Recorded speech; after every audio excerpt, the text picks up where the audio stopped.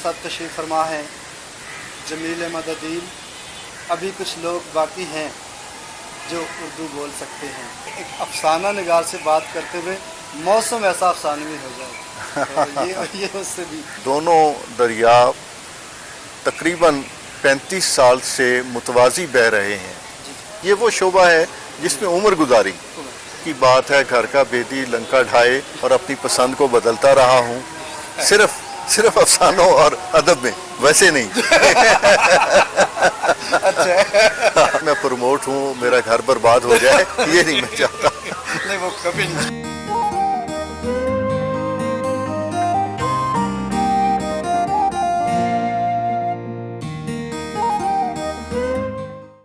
तमसील नौ देखने सुनने और चाहने वालों को अशरफ ज़ाहिर सलाम अर्ज़ करता है। व्यूअर्स, आज की वीडियो न सिर्फ बहुत ख़ास है बल्कि इस वीडियो को करना मेरे लिए बायस सद इफ्तिखार है। आज की वीडियो में मेरे साथ तशरीफ़ फरमा है जमील अहमद अदील, जो किसी तारुफ के मोहताज नहीं हैं। इनकी तमाम बातें, तमाम इनके हवाले से जो अपने हवाले से बात फरमाएंगे वो बहुत बड़ा तारुफ है। अच्छा, वीडियो शुरू करने से पहले वही छोटी सी गुजारिश, मासूम सी ख्वाहिश, चैनल को सब्सक्राइब करें, वीडियो पसंद आए तो लाइक करें और ज़्यादा ही पसंद आ जाए तो शेयर करें। अब आते हैं वीडियो की तरफ। जमील अहमद अदील साहब इन दिनों गवर्नमेंट इस्लामिया कॉलेज में वाइस प्रिंसिपल की ज़िम्मेदारियां निभा रहे हैं। इसके अलावा जमील साहब जो हैं वो एक उर्दू दान, एक नकाद, एक मुहक्किक, हकीकी दानश्वर के तौर पे आज के अहद का असासा है हमारे पास। और जमील साहब जैसे मैंने बताया कि प्रिंसिपल, वाइस प्रिंसिपल की जिम्मेदारियाँ निभा रहे हैं। ये वो उस्ताद हैं जिनके हवाले से, जिनसे ये नहीं पूछना पड़ता कि आप उस्ताद बनाए गए हैं या बने बनाए हैं। बेशक ये उन उस्तादों में से हैं जिनको देखकर, जिनको सुनकर, जिनके पास पढ़ के कुछ सीख के लगता है कि ये पैदा ही उस्ताद होने के लिए हो। इसके अलावा अफसाना निगारी, आज के जो चंद नुमायाँ अफसाना निगार हैं उनमें जमील अहमद अदील भी उनका नाम शामिल है। तो ये खुशकिस्मती है कि आज मुझे मौका मिला कि मैं इनसे थोड़ी सी बातें आपके लिए करूं और आपको भी बताऊं कि अभी कुछ लोग बाकी हैं जो उर्दू बोल सकते हैं। उर्दू ज़ुबान व अदब के उन असातिज़ा में से हैं जिनको लोग देखना, सुनना, जिनसे पढ़ना और सीखना अपने लिए बायस एज़ाज़ समझते हैं। हम शुरू करते हैं जमील साहब से बात करने से। अस्सलाम वालेकुम सर। जी वालेकुम अस्सलाम अशरफ ज़ाहिर साहब, बहुत शुक्रिया। सर कैसे मिजाज हैं? जी अल्लाह का शुक्र, आज तो मौसम भी बहुत अच्छा है। सर मौसम तो बेशक, इसलिए चीज़ें बाज़ औक़ात आपके लिए हमवार और मुआविन साबित होना शुरू हो जाती हैं। और ये कितनी मज़े की बात है कि एक अफसाना निगार से बात करते हुए मौसम ऐसा अफसानवी हो जाए तो ये उससे भी अगली बात है। तो सर मेरे लिए बड़े फ़ख्र की बात है कि आपसे आज बात हो रही है। यूँ तो आपके ज़ेरे शफ़क़त काम करते हुए بھی ایک فخر کی بات ہے، لیکن آج خاص طور پہ آپ سے بات کرنا نہایت ہی فخر والی بات ہے۔ سر، ایک استاد ہونا اور افسانہ نگار ہونا، یہ ایک ساتھ سفر کیسا ہے؟ کچھ کہیے گا۔ تھینک یو اشرف زاہد صاحب، یہ آپ نے بظاہر بڑا سادہ سوال پوچھا ہے، لیکن اس کے اندر ایک گہری رمز یقیناً موجود ہے، چونکہ ہم اپنی پوری زندگی میں مظاہر اور اشیاء کے بیچ رشتوں کو تلاش کرتے ہوئے گزارتے ہیں، اور یہ ایک طرح سے انٹلیکچول سرگرمی ہے، کیونکہ ایک چیز طے ہے، یہ فزکس والے ہمارے سامنے بیٹھے ہوئے ہیں لوگ، اور اس لیب کے سامنے ہم بات کر رہے ہیں، چیزیں انٹر ریلیٹڈ ہوتی ہیں، اس لیے اس کا بڑا پراپر اپروپریٹ ترجمہ کیا گیا ہم رشتگی۔ اور یہ ہم رشتگی جو ہے یہ سادہ عمل نہیں ہے، اس کے اندر ایک پیچ موجود ہے۔ بظاہر یوں لگتا ہے کہ جیسے اردو پڑھانے والا جو استاد ہے وہ کہیں نہ کہیں فکشن کی بھی تعلیم دیتا ہے، تو اس لیے افسانہ لکھنا اس کے لیے کوئی ایسے دور کا معاملہ نہیں ہے، لیکن میں یہ وضاحت کر دوں کہ کسی نہ کسی جگہ پر ان کی سرحدیں مل جاتی ہوں گی، بظاہر نہیں ملتی، چونکہ آپ خود ماشاءاللہ شاعر ہیں، لیکن ایک شخص اگر پوئٹری پر پی ایچ ڈی کر لے تو لازم نہیں ہے کہ وہ شعر کی شعریات کو بھی سمجھ سکے، اور اگر سمجھ سکتا ہے تو وہ شاعری بھی کر کے دکھا دے۔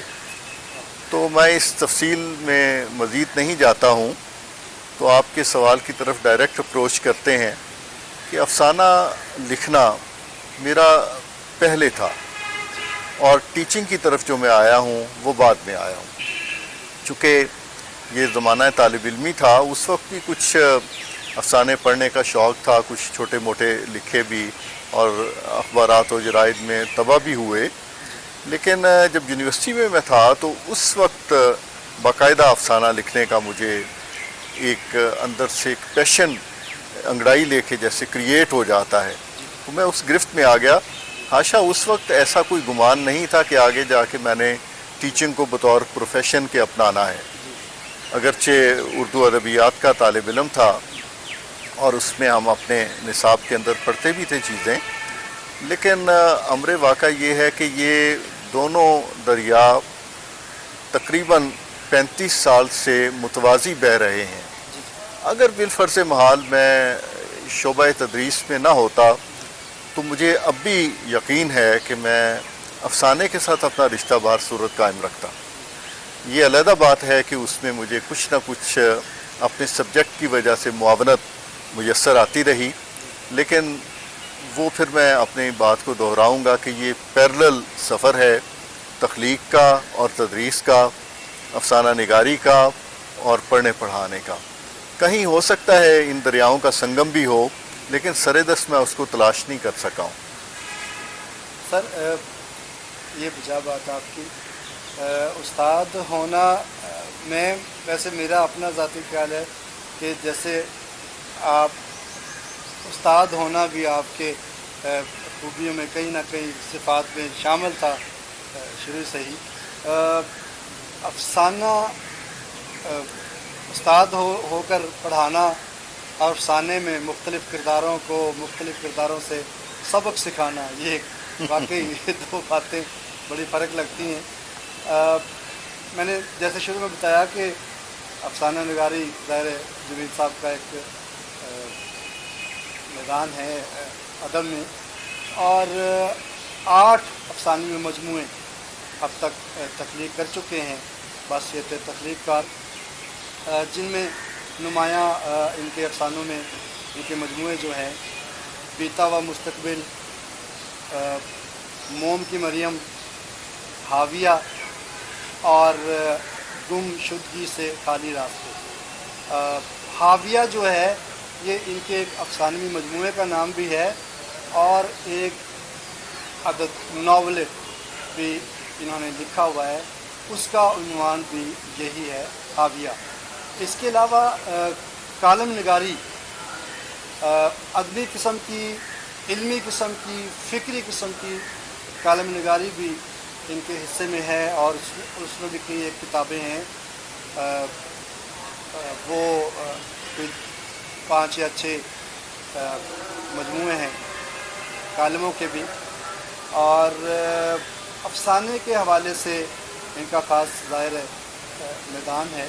اچھا سر، میں تعلیم کے شعبے سے جی بات کرنا چاہوں گا کہ ہمارا جو نظام تعلیم، بحیثیت استاد کیا سمجھتے ہیں آپ کہ ہمارے نظام تعلیم کو کیا کیا مسائل درپیش ہیں، اور ان کا کوئی حل اب تک، جیسے ظاہر ہے آپ کا ایک وقت گزرا ہے بحیثیت استاد، تو ان کا کوئی حل بھی پراپر آپ کے ذہن میں ہے کہ کس طرح سے حل نکالا جا سکتا ہے ان مسائل کا؟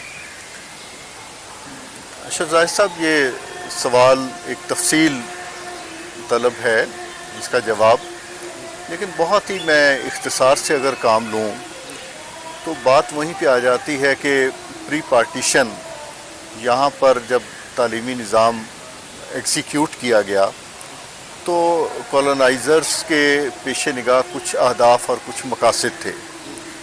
بہر صورت تقسیم کا عمل ہوا، ہم 2 حصوں میں تقسیم ہوئے، تو اس کے بعد ہمیں چیزوں کو ڈی کالونائز کرنا ضروری تھا، لیکن وہ نہیں ہو سکا۔ اس وجہ سے آپ دیکھیں کہ ہمارا جو عدالتی نظام ہے، ہمارا جو اپنا انتظامی جو نظام ہے، اسی طرح سے ہمارا جو تعلیمی نظام ہے، وہ سارے کا سارا ویسے کا ویسا بغیر کسی تغیر اور ترمیم کے اور بغیر حالات کو اور اپنی زمین کو سمجھے ہوئے ہم نے اس کو امپلیمنٹ کر دیا۔ اس سلسلے میں بہت ساری مثالیں دی جا سکتی ہیں، لیکن میں تازہ ترین مثال کے ذریعے اپنے نقطہ نظر کو واضح کرنا چاہوں گا کہ آپ بھی دیکھ رہے ہیں کہ مختلف کالجز کو اپ گریڈ کیا گیا، اور اس میں انٹرمیڈیٹ کے بعد بی ایس کی کلاسز کا آغاز کر دیا گیا۔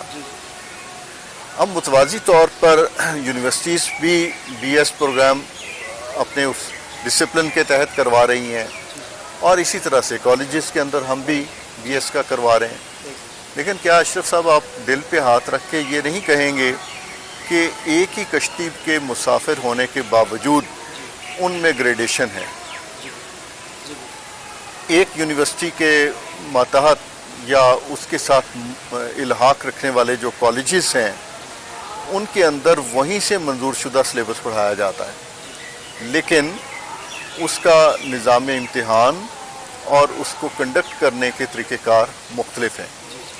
اب اس سے ایک ڈائیکاٹمی پیدا ہوتی، اس کا نتیجہ یہ ہے کہ ہمارے وہ بچے جنہوں نے انٹرمیڈیٹ سمپل آرٹس کے مضامین کے ساتھ بطور خاص انہوں نے کیا، اور اس کے بعد ایک دم سے وہ 8 سیمسٹر پر مشتمل یعنی 4 ایئرس بی ایس پروگرام کا حصہ ہو گئے۔ انہوں نے مثال کے طور پر میتھمیٹکس نہیں پڑھا، انہوں نے مثال کے طور پر شماریات کی تعلیم پہلے حاصل نہیں کی، مثال کے طور پر سائیکالوجی سے وہ واقف نہیں، سائنس سے وہ آگاہ نہیں، اور ہم ان کو جو اس میں ایک پیکیج ان کو دیتے ہیں، اس کے اندر اردو میں آنے والا طالب علم جو ہے وہ اسٹیٹسٹکس بھی پڑھنا اس کے لیے لازمی ہے۔ نتیجہ یہ ہوتا ہے کہ وہ چند دنوں میں بھاگ جاتا ہے۔ اس کو بتایا جاتا ہے کہ واٹ از سائنس، وہ کہتا ہے کہ میں سائنس سے تو جان چھڑا کے یہاں پہ آیا تھا، اور مجھے اب یہاں پہ پنجابی میں جسے کہتے ہیں ڈا دیا گیا ہے۔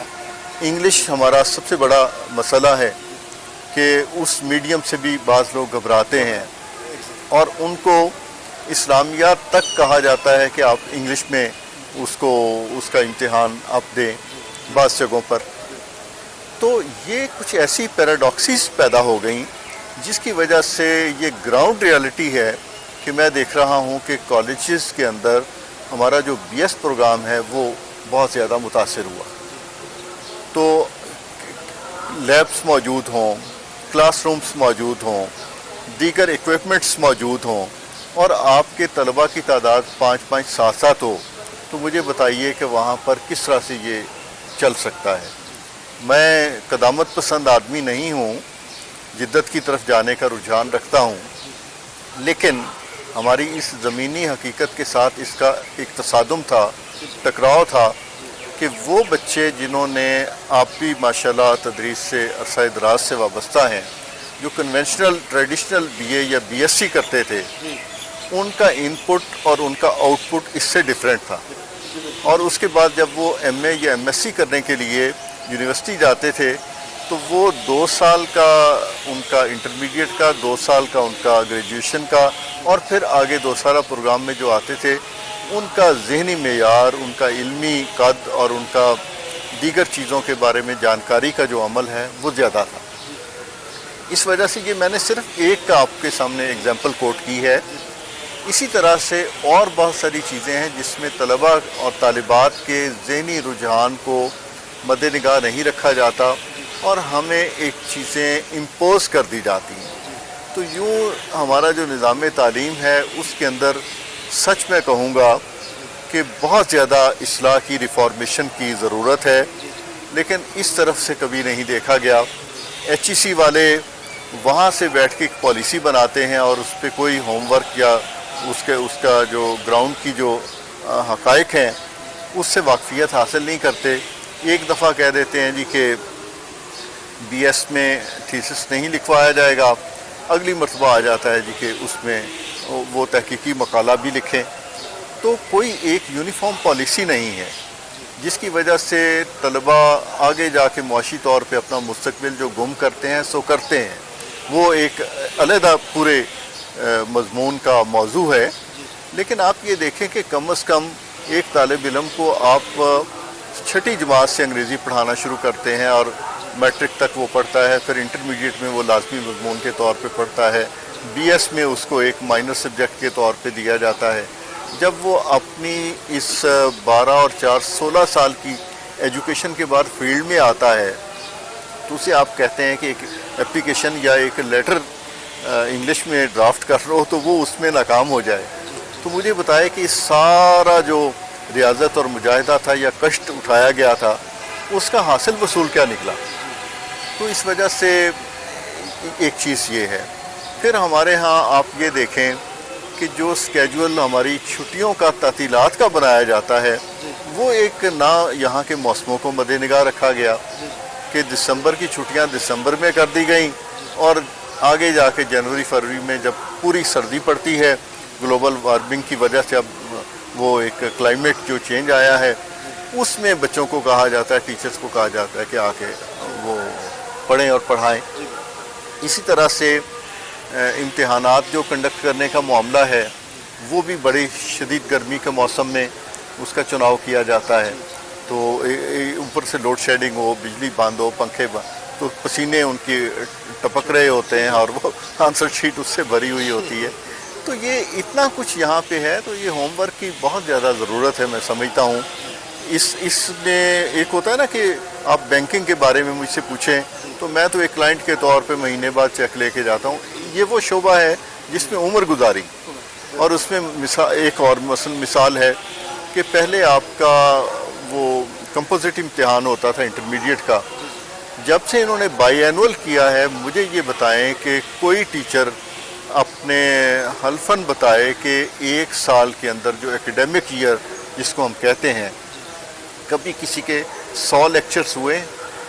100 کا مطلب یہ ہے کہ اگر آپ اس کو 90 کہیں تو 3 مہینے، تو بھائی 12 مہینے کے اندر 3 مہینے یہ میکسیمم ہے. ورنہ یہ اندر کی بات ہے، گھر کا بیدی لنکا ڈھائے، 50 40 45 لیکچر. تو خدا کا نام لیجئے کہ 1 سال کے اندر اتنا تعلیم اور تعلم کا عمل وجود میں آیا ہے. تو بچے تو ٹیچر کے نام سے واقف نہیں ہوتے، اس کی شکل سے آگاہ نہیں ہوتے. اور پھر ایک دکھتی رگ جو آخری میں اس پہ کہوں گا کہ جب آپ نے پرائیویٹ ایجوکیشن کو الاؤ کر دیا تو اکیڈمیز کے اندر بچوں کا، سائنس والوں کا خاص طور پہ وہاں پہ رخ ہے. جو آپ کے پبلک سیکٹر کے کالجز ہیں ان کے اندر تو وہ صرف رول نمبر اور رجسٹریشن کے لیے داخلہ لیتے ہیں. تو ایک ایسا گھمسان کا رن ہے کہ جس میں سمتیں گم ہو گئی ہیں اور ہمارے سامنے منازل کا کوئی تعین نہیں ہے، تو چیزیں بلر ہو گئی ہیں، بہت زیادہ بلر ہو گئی ہیں. تو ہم ایک طرف ہو کے پورے سوچ کے ساتھ، تدبر کے ساتھ کہ ہم یار نئی نسل کو لے کے کہاں جا رہے ہیں. اچھا سر، مجھے تھوڑا سا یہ بتانا پسند فرمائیں گے. تھوڑا سا میں چاہوں گا کہ نظام تعلیم کے جو ارباب اختیار ہیں، شاید وہاں تک بھی ہماری بات پہنچے، تو کوئی 2-4 لائنوں میں کچھ سجیسٹ کرنا چاہیں گے، کوئی اپنی رائے. دیکھیے، میں اس وقت اس کی جو مفصل بات ظاہر ہے کہ نہیں ہو سکتی. جی سر. ایک تو میں نمبر 1 یہ سجیسٹ کروں گا کہ جن کالجز کے اندر بی ایس نے مطلوبہ آؤٹ پٹ نہیں دیا، دوسرا جو لازمی طور پہ جس پہ میرا سوچا ہوا جواب ہے کہ میں اپنے آپ سے خود کلامی کرتا رہتا ہوں کہ فرسٹ ایئر کا امتحان اور تھرڈ ایئر کا امتحان یہ کالج لے، اور کمپوزٹ ان کا امتحان انٹرمیڈیٹ کا، چاہے وہ آرٹس کا ہے چاہے وہ سائنس کا ہے، اسی طرح سے بی اے کا جو آرٹس کا ہے وہ سائنس کا ہے، وہ الگ ترتیب بورڈ اور یونیورسٹی لے. اس سے آپ یہ دیکھیں گے کہ کالجز کے اندر آپ کا جو ورکنگ سیشن ہے وہ آٹومیٹیکلی طویل ہو جائے گا. بچے کالجز کے اندر آئیں گے، اساتذہ سے پڑھیں گے، اور ان کو یہ ہوگا کہ ہمیں یہاں پر امتحان دینا ہے تو ہم ان کے سامنے آنسریبل ہیں. نمبر 1. اچھا، تو سر تخلیق کار کے پاس ظاہر ہے جتنے تخلیقی فن پارے ہیں، اس میں شاعری بھی ہے، اس میں نثر میں افسانہ ہے، ناول ہے، ڈرامہ ہے. تو شاعری کی طرف آپ کبھی سوچا تھا کہ شاعری لکھی جا سکتی ہے، یا پھر اس طرف سے مکمل آپ اس حوالے سے لا تعلق رہے؟ اچھا، یہ بڑی ویسے دلچسپ صورتحال ہے. جیسے ایک مت ہے کہ اصناف نظم و نثر میں پہلے شاعری وجود میں آئی، پھر نثر لکھی جانے لگی. اگرچہ مجھے یہ بات سمجھنے میں ہمیشہ دقت سی محسوس ہوتی رہی کہ شاعری میں اظہار زیادہ لگتا ہے کہ مشکل ہے. وہ غالباً اس کا ایک سبب یہ بھی ہو سکتا ہے کہ کہیں یہ قول کہیں پڑھ لیا تھا بہت پہلے بچپن میں ہی کہ شاعری کرنا رقص کرنے کے مترادف ہے اور نثر لکھنا پیدل چلنے کے مترادف ہے. تو آدمی سوچتا ہے یار پیدل چلنا تو کوئی مسئلہ ہی نہیں ہے، اور رقص ایک فن ہے، اس کو سیکھنا پڑے گا. وہ سیکھنے کی بات ہے. تو اس طرح سے پوئٹری کا ظاہر ہے کہ اوزان بہور کا علم اور ایک پورا میٹر کے اندر مصرے کا ہونا، یا ایک پورا اس کا ایک اپنی پوئٹکس ہیں. تو اس لحاظ سے مجھے یہ احساس رہا کہ شاعری ایک فن ہے جس کو سیکھنا ضروری ہے. نثر کے لیے ایسا یہ لازم نہیں ہے، کیونکہ ہم بچے بھی پوئٹری میں نہیں بولتے ہیں، وہ عام اسپوکن لینگویج ان کی نثر میں ہی ہوتی ہے. لیکن بہر صورت یہ مقدمہ موجود ہے اور اس کے ایویڈنسز بھی ہیں کہ شاعری پہلے وجود میں آئی، نثر بعد میں آئی. ممکن ہے کہ اسی اسٹیریوٹائپ کی وجہ سے یہ دلچسپ بات ہے کہ میں نے بھی شروع میں مصرے ہی سیدھے کرنے کی بنانے کی کوشش کی تھی، لیکن وہ صرف اس وجہ سے کہ اس وجہ سے وہ اس وقت ہم ایسے انٹرمیڈیٹ میں پڑھتے تھے تو مشاعرے ایک فورم کے طور پہ ہمارے سامنے تھے، تو ہمیں لگتا تھا ادیب وہ ہوتا ہے جو شعر کہتا ہے. تو اس لیے ان کو ہم دیکھا دیکھی نقل وقل مار کے جو ہے نا وہ لکھتے، کسی استاد کو دکھا لیتے اور وہ اس کو وزن اوزان میں بھی اس کو لے آتا، اور کچھ میں نے چیزیں پڑھی بھی ہیں وہاں پہ. مجھے سر تھوڑا سا جو معلوم ہے اس کے مطابق میرا خیال ہے کہ اب آپ نے شاعری اس وقت ان دنوں میں کچھ اس کی طرف آپ گئے ہیں، آپ کا رجوع ہوا ہے، اور وہ بھی تب جب شاعری نثری سطح پہ چلی گئی ہے. تو اچھا، وہ پھر ایسا ہوا اشرف صاحب کہ اس وقت آپ نے ٹھیک کہا کہ وہ نثری نظم کا مجھے تھوڑا سا کریز ہوا گزشتہ 2-1 برس پہلے. تو ہوا یہ کہ اس وقت ہم مطلب ایک ایسے شعراء کے قبیلے میں یا ٹولے میں شامل ہو گئے لیکن پھر اس کا مجھے اندازہ ہوا کہ یہ وہ نغمہ ہے جو اس ساز پہ نہیں گایا جا سکتا. تو مجھے چیزیں پڑھنے کا البتہ اس وقت بھی ذوق بھی تھا یا للک تھی.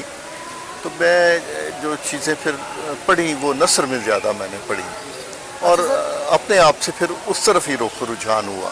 اچھا افسانے ظاہر ہے افسانہ شارٹ سٹوری اور ایک نشست پہ پڑھا جانے والی چیز ہے.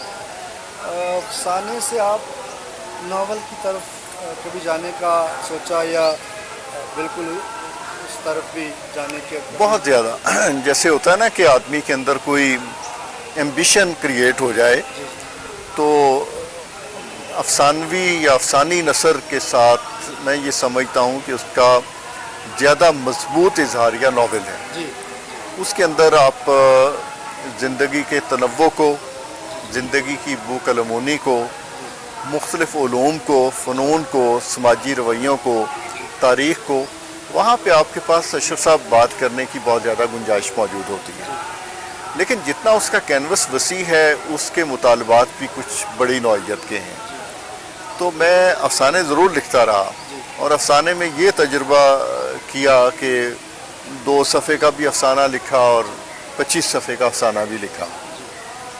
لیکن اس سے میں تجاوز نہیں کر سکا سوائے ایک استثنائی مثال ہے کہ ناولٹ میں نے لکھا جس کو میرا لکھنے کا اس وقت ارادہ ناول کا ہی تھا. لیکن جیسے ہوتا ہے نا کہ ایک چیز کے اندر ایک محدود پوٹینشل ہوتا ہے، اس میں سے اتنا ہی وہ اپنا قد برآمد کر سکتا ہے. تو وہ رضیہ بٹ یا ایم اسلم ٹائپ مجھ سے کام نہیں ہو سکتا تھا کہ اس کے اندر میں اتنا پھیلاؤ کر کے اس کو صرف والیوم یا حجم کے لحاظ سے ناول بنا دیتا. وہ میں نہیں کر سکا. تو مجھے لگا کہ یہ کہانی، یہ واقعہ، یہ وقوعہ یہاں پہ سمٹ رہا ہے، لہٰذا اس کو 80 صفحے کا وہ ناولٹ ہی بن سکا. تو جی اب بھی چاہتا ہے. اور میں آپ کو سچی بات بتاؤں کہ پچھلے کئی سال سے پڑھنے کے اعتبار سے، خوانندہ کے لحاظ سے میرا جو افسانہ پڑھنے سے زیادہ ناول پڑھنے کی طرف رجحان ہے. تو جو چیز آپ پڑھتے ہیں نا وہ آپ کا کوئی نہ کوئی حسرت کا یا خواہش کا یا تمنا کا ایک آربٹ قائم کرتی ہے. تو اب اللہ کو معلوم ہے کہ اس کی توفیق ملتی ہے یا نہیں ملتی، لیکن جی بہت چاہتا ہے کہ میں ناول کے اندر اپنا اظہار کروں فکشن میں. جی سر 1 اور 2 لائنر اب میں جواب چاہوں گا. وقت کی قلت آڑے آ رہی ہے تو سر اپنے افسانوں میں آپ کا پسندیدہ افسانہ؟ جی میں اس میں مجھے سوچنا نہیں پڑے گا. حاویہ میں ایک افسانہ ہے آرزو کے عنوان سے. میری مطلب کچھ ممکن ہے کہ اس کے پیچھے ایک ذاتی جذباتی صورتحال ہو، لیکن اب تک کا میرا ارتکاز وہیں پہ ہے. اس کے علاوہ میں کسی اور افسانے کو نشاندہ نہیں کر سکتا. اچھا آپ کا پسندیدہ افسانہ نگار، آج کے افسانہ نگار؟ کہ میں اپنی رائے کو اور اپنی پسند کو بدلتا رہا ہوں، صرف افسانوں اور ادب میں، ویسے نہیں. اچھا کیونکہ آپ یہ ریکارڈ کر رہے ہیں تو بجائے اس سے کہ بطور ادیب میں پروموٹ ہوں میرا گھر برباد ہو جائے، یہ نہیں میں چاہتا. نہیں وہ کبھی نہیں چاہیں گے.